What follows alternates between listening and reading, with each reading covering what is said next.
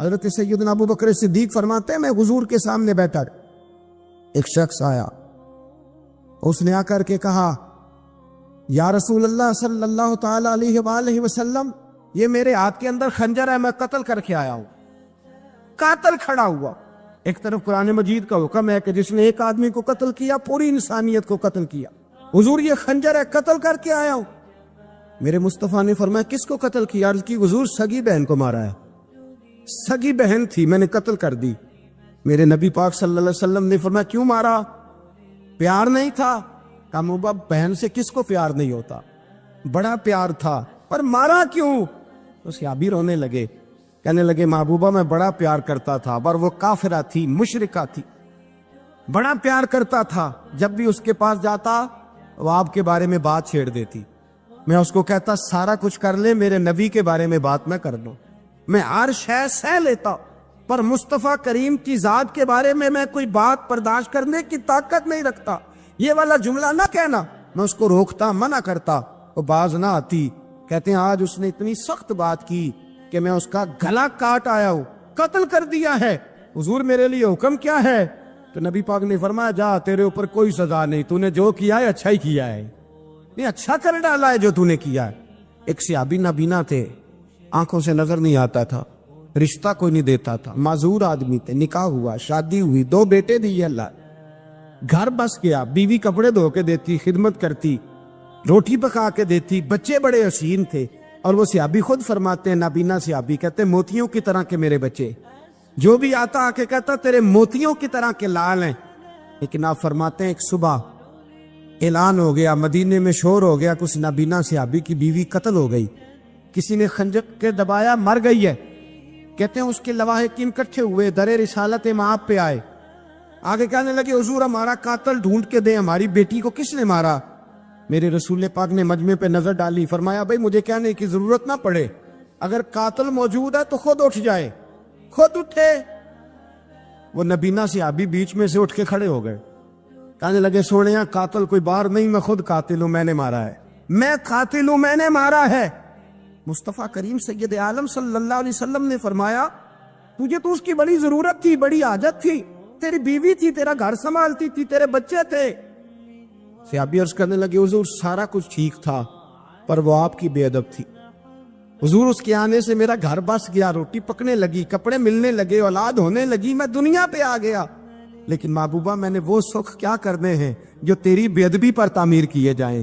یا رسول اللہ مجھے کیا حاجت اس چیز کی، اس میں آپ کا پیار ہی نہ ہو، یا رسول اللہ آپ کی محبت ہی نہ، حضور میں نے قتل کر ڈالا ہے، مجھے بیوی نہیں چاہیے، مجھے وہ والی چاہیے جس کی زبان پر رسول اللہ کے نام کے ترانے ہو، جو حضور کی محفل کرنے والی ہو، نعت پڑھنے والی ہو، جو نبی پاک علیہ السلام کی ازواج کا، اولاد کا، بیٹیوں کا ذکر کرنے والی، مجھے وہ بی بی نہیں چاہیے جو بی بی بے ادبی کرے۔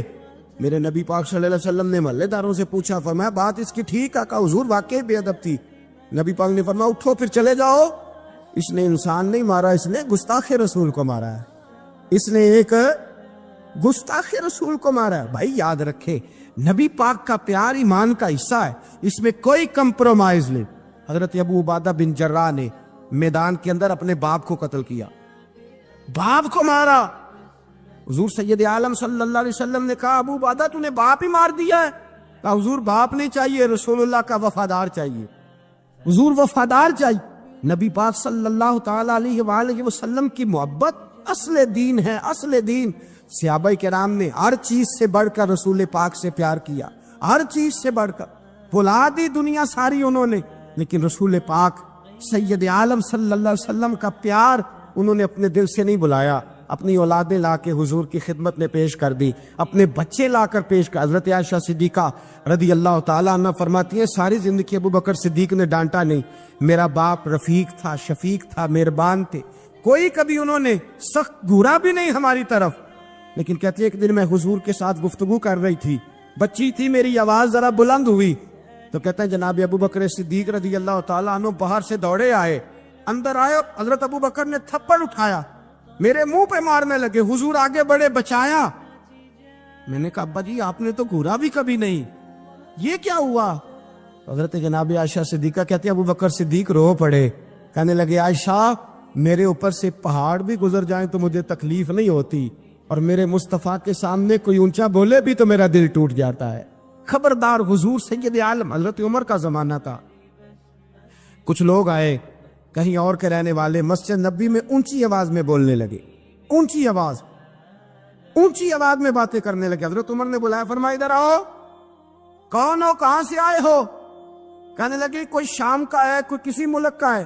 آپ فرمانے لگے تمہیں پتہ نہیں یہ روضہ رسول ہے؟ تمہیں پتہ نہیں یہ حضور کی مسجد ہے؟ لا ترفعوا اصواتکم فوق صوت النبی، تمہیں خبر نہیں تم کہاں آئے ہو؟ فرمایا اگر تم مدینے کے رہنے والے ہوتے میں تمہیں دروں سے مارتا، تمہیں سزا دیتا۔ تمہیں ادب رسول کا نہیں پتا؟ تمہیں رسول اللہ صلی اللہ علیہ وسلم کے طریقے کا نہیں پتا؟ نبی پاک صلی اللہ علیہ وسلم کے وجود سے خون نکلا۔ حضور نے حضرت عبداللہ بن زبیر سے کہا ٹھکانے لگا دو، جاؤ ٹھکانے لگا دو، ایسی جگہ لگاؤ جہاں کسی کی نظر نہ پڑے۔ خون بہتا ہوا خون حرام ہے، قرآن پاک نے بیان کیا ہے۔ کہا ٹھکانے لگا دو۔ حضرت عبداللہ بن زبیر باہر نکلے اور حضور کا جو خون تھا وہ پی گئے۔ حضور نے کہا تھا پی لینا، کیا کہا تھا؟ ٹھکانے لگا دو، پی گئے۔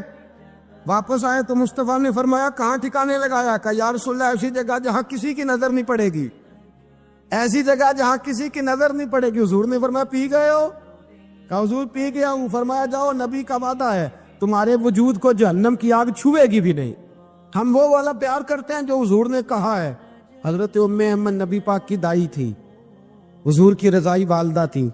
سرکار کی طبیعت مبارک علیل ہوئی تو حضور نے ویسے نبی پاک جب پخانہ کرتے تھے تو حضرت عائشہ صدیقہ فرماتی ہیں حضور کے پخانے سے کستوری سے بھی زیادہ خوشبو آیا کرتی۔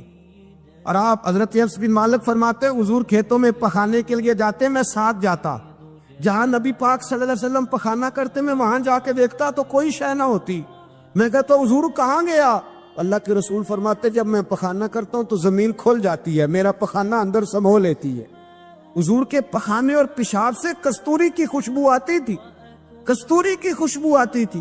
حضرت ام ایمن رضی اللہ تعالی عنہ کہتی ہیں حضور نے پیشاب کیا، طبیعت مبارک علیل تھی تو لکڑی کے ایک برتن میں حضور نے پیشاب کیا اور کہا اماں جی اس کو بار رکھا ہے، کہیں بار ٹھکانے لگائیں۔ حضرت ام ایمن کہتی ہے میں نے اسے ہاتھ لگایا تو میرے وجود سے بھی خوشبو آنے لگی، میرا جسم مہکنے لگا۔ حضرت ام ایمن کہتی ہیں میں باہر جا کے نکال کے دکھاؤ کسی حدیث سے کہ رسول پاک نے فرمایا ہو میرا پخانہ پی جانا۔ حضرت ام ایمن باہر گئیں، نبی پاک کا پیشاب مبارک پی گئیں، واپس آئیں تو حضور نے فرمایا اماں کہاں رکھا ہے؟ کہنے لگی محبوبہ وہاں رکھا ہے، کسی کی نظر نہیں پڑے گی۔ حضور نے فرمایا پی گئی ہو؟ کہا حضور پی گئی ہوں۔ فرمایا جاؤ میرا وعدہ ہے قیامت تک تمہیں پیٹ کی بیماری کوئی نہیں لگے گی، جب تک زندہ رہو گی پیٹ کی بیماری۔ حضور نے کہا تھا کہ پی جاؤ نا۔ بھائی یاد رکھے رسول اللہ صلی اللہ علیہ وسلم کے صحابہ جو حضور کی تعظیم کرتے ہیں تو اس کا حکم نہیں دیا نبی پاک، لیکن وہ جانتے جب تعظیم کی باری آئے تو جو بھی کام تعظیم کا ہوگا، جو کام بھی عزت کا ہوگا وہ عزت دی جائے گی۔ ایک صحابی حضور علیہ الصلوۃ والسلام کی گھوڑے کو کجاوا بالا کرتے تھے، کاٹھی ڈالتے تھے۔ حضور نے کہیں نہیں کہا کہ وضو کر کے ڈالنا، غسل کر کے ڈالنا، کہیں نہیں کہا۔ رسول پاک صلی اللہ علیہ وسلم رات کو کہہ دیتے کہ صبح جانا ہے تو گھوڑا تیار کر دینا، اونٹ تیار کر دینا۔ ایک دن اللہ کے محبوب سویرے اٹھے، گھوڑا تیار تھا، حضور بیٹھے تشریف لے گئے۔ جب تشریف لے گئے نبی پاک صلی اللہ علیہ وسلم تو حضور واپس آئے تو بلایا، ان سے صحابی کا نام تھا حضرت اسلم بن شریک۔ ان کو بلا کے حضور نے فرمایا یار آج کجاوا تو نے نہیں باندھا۔ وہ رونے لگے، کہنے لگے محبوبہ اس کا مطلب ہے میرا باندھنا آپ کو پسند آتا ہے، اس کا مطلب ہے میری خدمت قبول ہے۔ فرمایا تو نے نہیں باندھا؟ یا رسول اللہ نہیں۔ فرمایا کیوں نہیں باندھا؟ کیا جواب ہے، کیا حسن ہے۔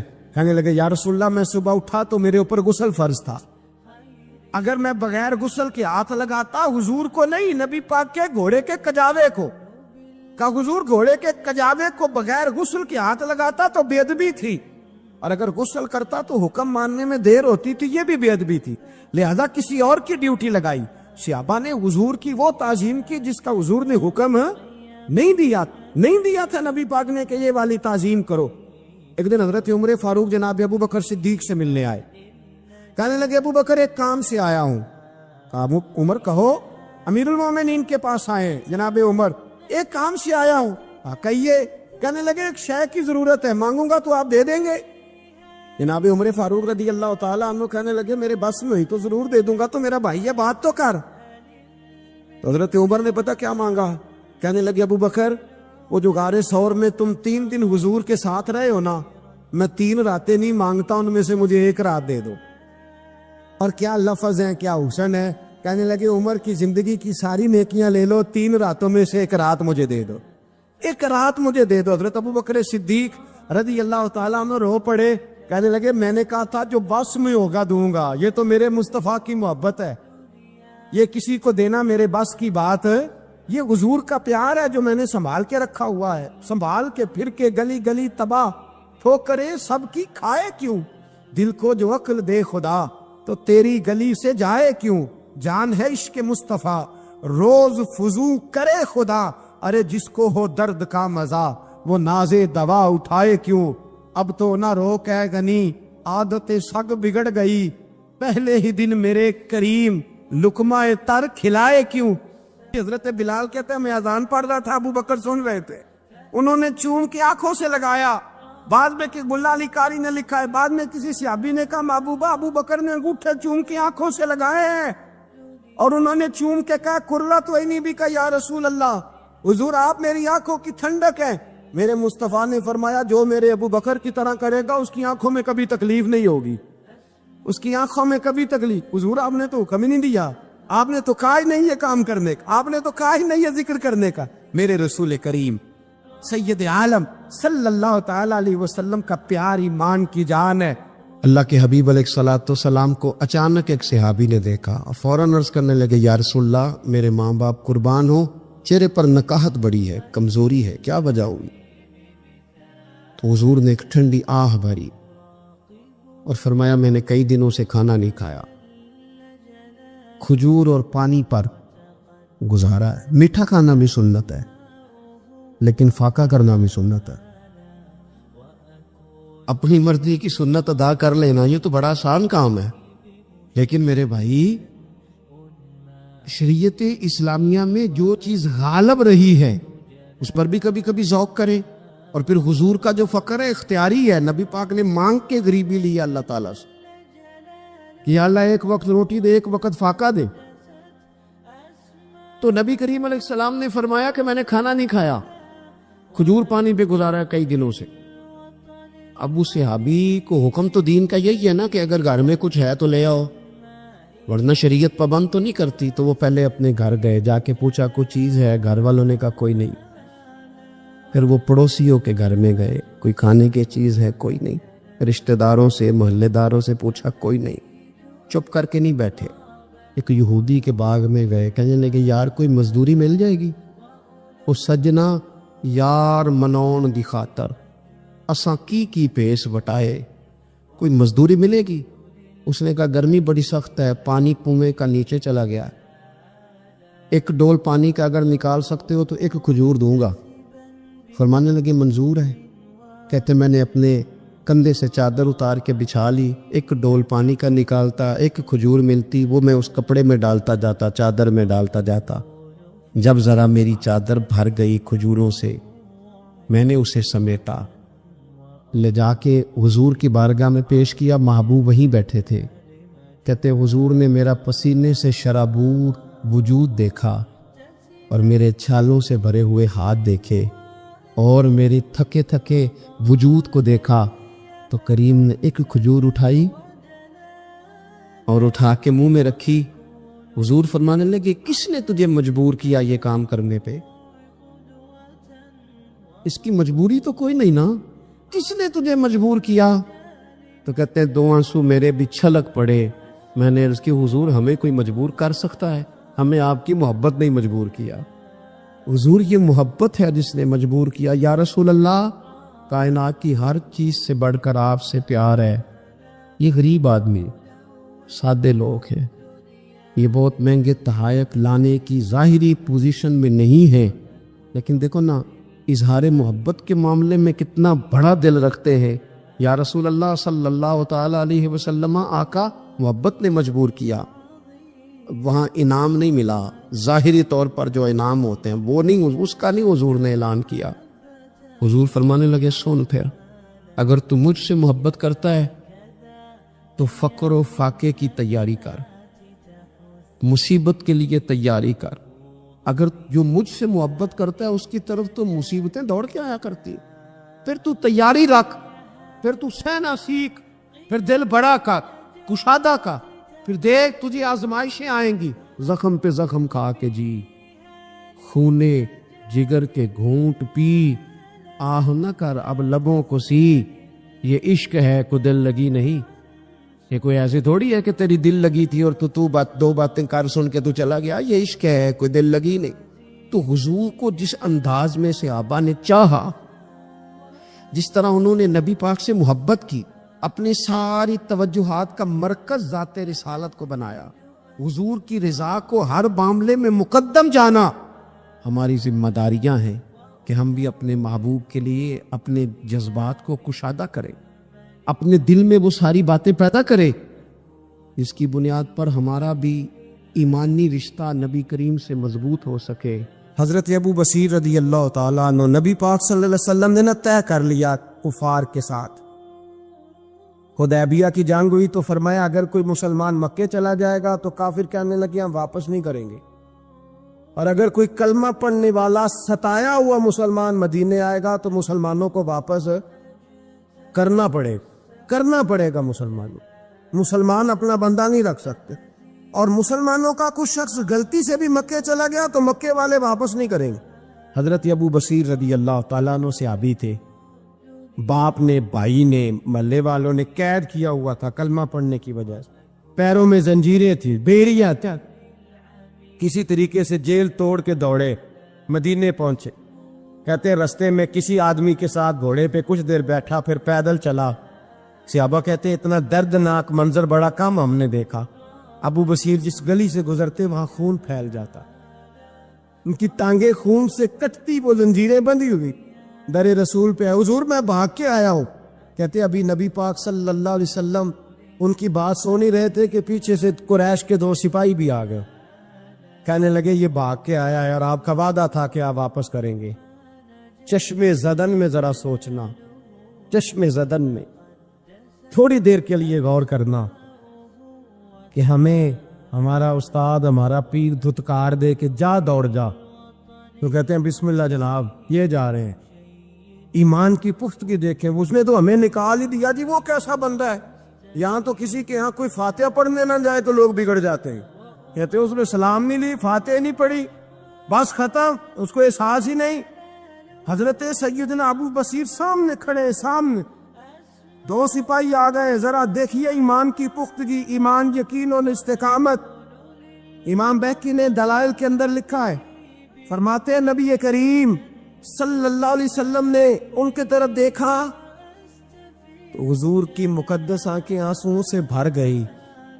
حضور نے فرمایا ابو بصیر تیری تکلیف مجھے نظر آ رہی ہے، پر میں نے وعدہ کیا ہوا ہے، میں نے وعدہ، بھائی یہاں ڈٹ کے رہنا بڑا مشکل ہے، یہاں قائم رہنا بڑا کٹھن مرحلہ، یہاں آزمائش کے موقع پر دین پر انہوں نے تو رکھا ہی نہیں، لوگ تانے دیتے ہیں، باتیں کرتے ہیں، رکھا ہی نہیں، تو پھر ان کا بنتا ہے۔ حضور نے فرمایا تجھے جانا پڑے گا۔ صحابہ کہتے ہیں پورے مدینے میں ایسے تھا جیسے شوق کا سما ہو۔ جب وہ 2 سپاہی حضرت ابو بصیر کو پکڑ کے لے جا رہے تھے تو وہ پلٹ پلٹ کے پیچھے دیکھتے تھے، پلٹ، پیروں میں خون ہے، آنکھیں آنسوؤں سے بھری ہوئی۔ فرماتے ہیں جب وہ پلٹ رہے تھے تو مدینے کی گلیاں بھی رو رہی تھی۔ میرے نبی پاک جب وہ آنکھوں سے اوجھل ہو گئے تو حضور بیٹھ گئے زمین پہ، نبی پاک نے رونا شروع کر دیا، فرمایا اللہ تو نے اس شخص کی مدد فرمانی ہے، اس پر کرم کرنا ہے، اللہ اس کا خیال فرمانا، اس کے لیے دعا کی، حضور روئے۔ حضرت ابو بصیر باہر نکلے تو وہ جو کافر تھے نا وہ کہنے لگے تو بڑا بنتا تھا ان کا، انہوں نے تجھے رکھا نہیں، تجھے رکھا بھی نہیں۔ تو حضرت ابو بصیر نے تھپڑ مارا منہ پہ، کہنے لگے میں وہ نہیں جو تھوڑی سی بات سے بدل جاؤ، ایمان، یقین اور استقامت کی دولت ملی ہوئی ہے۔ آپ فرمانے لگے میرا تو ایمان اور پختہ ہو گیا ہے کہ میرا نبی اپنے وعدوں کا بڑا پابند ہے، میرا رسول اپنے وعدوں کا بڑا پابند ہے۔ حضرت ابو بصیر کہتے ہیں مدینے کی سرحد گزر گئی تو میں نے کھینچی تلوار، ان میں سے ایک سپاہی، اب آؤ میرے مقابلے میں جس نے آنا، ایک کو مارا، دوسرا بھاگ گیا. فرماتے اب میں مکے جا نہیں سکتا تھا, جاؤں گا تو وہ زیادہ ماریں گے. مدینے حضور نے قبول نہ فرمایا. فرماتے ایک جنگل میں جا کے العیس نام کی ایک بستی تھی, وہاں ڈیرا لگا لیا. دریا کے کنارے پانی پی لیتا, پتے کھا لیتا. تن تندور ہڈاں دا بالن تے اسی ہاواں نال تپایا. کپ کپ مکیاں پیڑے کیتے تے اتوں صبر پلے تھل لایا. تن دی ہانڈی تے من دا سالن اتے لون صبر دا پایا. غلام فریدا وے میں ساری تیری, غلام فریدا وے میں ساری تیری, تینوں اجے یقین نہیں آیا. فرماتے سالوں پتے کھائے, اب جو بھی وہاں سے تنگ ہوتا وہ میرے پاس آ کے پناہ لیتا. جس کو مکے والے مارتے میرے پاس آ کہتے ہیں, تانے دینے والے آگے کہتے ہو تم کس طرح کے نوکر ہو, تمہیں تو انہوں نے رکھا ہی نہیں. ہم نے کہا چپ کر جا, وہ ہمارے آقا ہیں, وہ ہمارے آقا ہیں. رکھے تب بھی ٹھیک ہے, نہ رکھے اللہ اکبر. ایمان دیکھو, قوت دیکھو. جڑیاں خسماں دی وچ رضا بسن بھاگ جاگ جاندے انہاں گولیاں دے, تے میں گڈی ہتھ ڈور سجن دے. او جنج رکھے اونج رہنا ہے, واجب نہیں جے وچ شریعت مندہ خسم نو کہنا. فرمایا بس ٹھیک ہے, جس طرح حضور راضی ویسے ہی ہم راضی. حضرت ابو بصیر رضی اللہ تعالیٰ عنہ کے پاس 300 صحابہ اکٹھے ہو گئے. 300.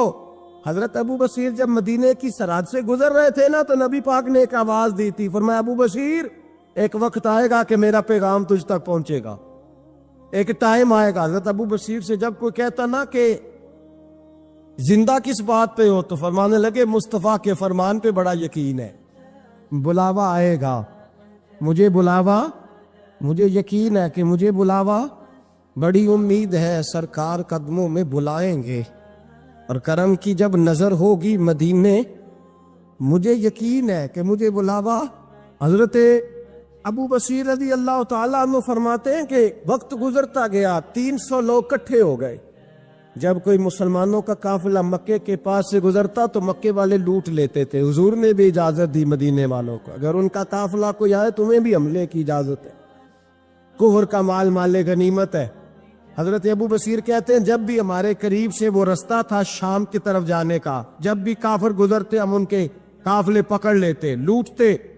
ہم بھی ان کو اس طرح کی سزا دیتے جو مسلمانوں کو دیتے تھے. فرماتے ان کا جینا محال ہو گیا. ہاتھ باندھ کے نبی پاک کی بارگاہ میں گئے, کہنے لگے یہ شرک ختم فرما دیں اور آپ ان کو بلا لے, بلا لے. حضرت ابو بصیر فرماتے میں بوڑھا آدمی تھا, دن بھر میں کام کرتا, محنت کرتا, اس علاقے میں کھیتی باڑی کرتا. جب رات ہوتی تو میں کسی پہاڑ کے ٹیلے پہ بیٹھتا اور مدینے کی جانب منہ کر لیتا, اور میں انتظار کرتا بلاوا کب آئے گا, کب حضور کا پیغام آئے گا, میں انتظار کرتا.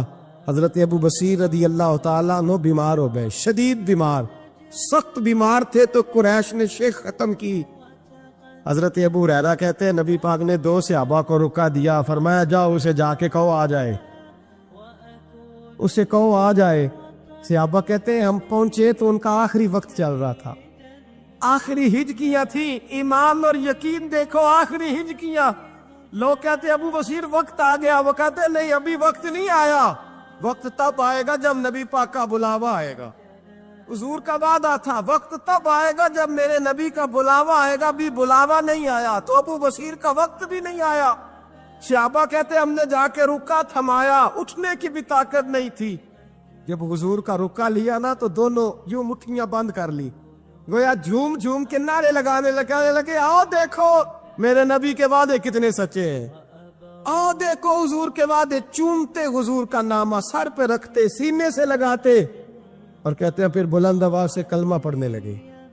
کہنے لگے حضور میں حاضر ہوا, یا رسول اللہ میں آیا. کہتے بلند آواز سے کلمہ پڑھا اور ان کی روح پرواز کر گئی, ان کی روح پرواز کر گئی. نبی رحمت صلی اللہ علیہ وسلم کے غلاموں کا یقین, اعتماد اتنے اعلیٰ درجے کا